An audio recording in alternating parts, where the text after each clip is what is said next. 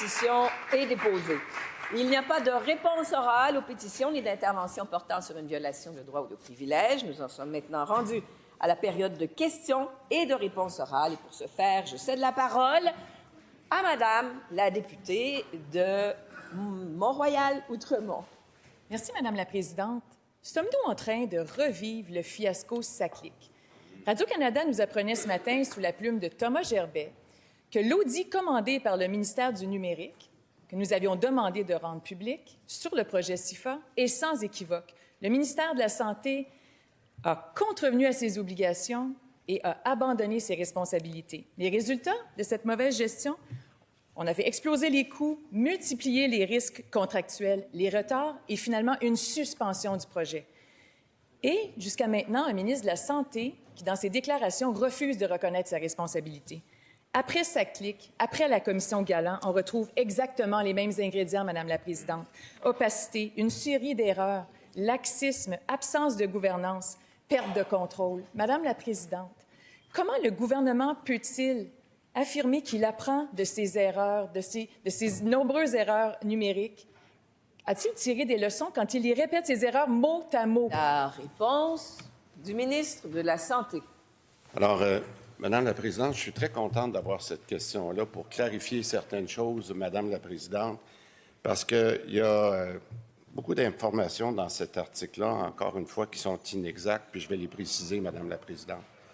Premièrement, dans le contexte, SIFA, c'est un projet d'informatique qui porte sur la finance du système de santé, sur la finance. Puis c'est un pilier de la modernisation que l'équipe de Santé Québec est en train de faire, premièrement. Puis à terme, on va être capable d'avoir des meilleures informations parce qu'en ce moment, il y a beaucoup de travail qui est fait pour avoir l'information, notamment mensuelle, qui est nécessaire. C'est maintenant Santé Québec, depuis l'automne 2024, qui est responsable de la gestion de tous les projets informatiques. Ça, tout le monde le sait maintenant. Par contre, lorsque la Santé Québec a pris la décision de mettre le projet sur pause, c'est parce qu'elle avait des raisons de le faire, notamment parce qu'il y avait une enquête de l'AMP. L'AMP nous a demandé d'ouvrir les livres pour savoir exactement ce qui s'était passé dans le dossier de SIFA pendant que c'était au ministère. Et Madame la Présidente, comme j'ai répondu plusieurs fois, notamment plusieurs des questions des différentes oppositions, on va attendre l'enquête de l'AMP pour pouvoir agir. Première complémentaire. Madame la Présidente, le ministre de la Santé tente-t-il de se faire rassurant en parlant d'une enquête de l'AMP, une enquête sur un contrat signé par la CAQ. C'est un contrat 100% CAQ signé en 2024, avant l'arrivée de Santé Québec. Combien de fois le ministre a-t-il été avisé? Plusieurs fois de la part de son collègue. Des écrits qui restent, Madame la Présidente. Est-ce que cet audit va être rendu public? Ça fait longtemps qu'on demande. Et à partir de quel moment le ministre va-t-il être responsable? Il a été avisé avant l'arrivée de Santé Québec. La réponse du ministre. Madame la Présidente, comme c'est le cas lorsqu'il y a des enquêtes de l'AMP, je pense qu'il faut laisser faire les enquêteurs faire leur travail.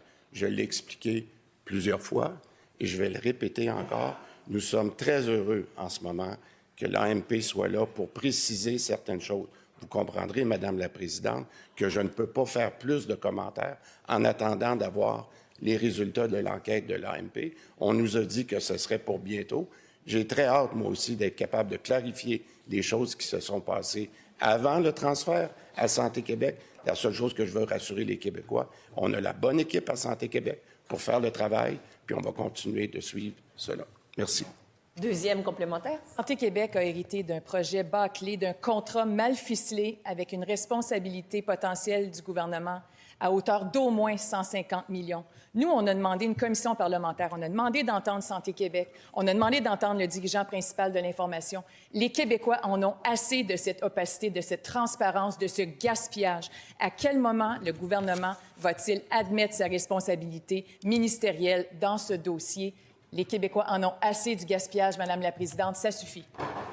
La réponse du ministre. En fait, comme je suis content d'entendre la députée parce que elle dit qu'avec Santé Québec, on est à la bonne place et c'est ça qui est important de rassurer la population. On avait à prendre, Madame la Présidente, on avait à prendre des décisions très difficiles de la façon dont étaient gérés les projets d'informatique.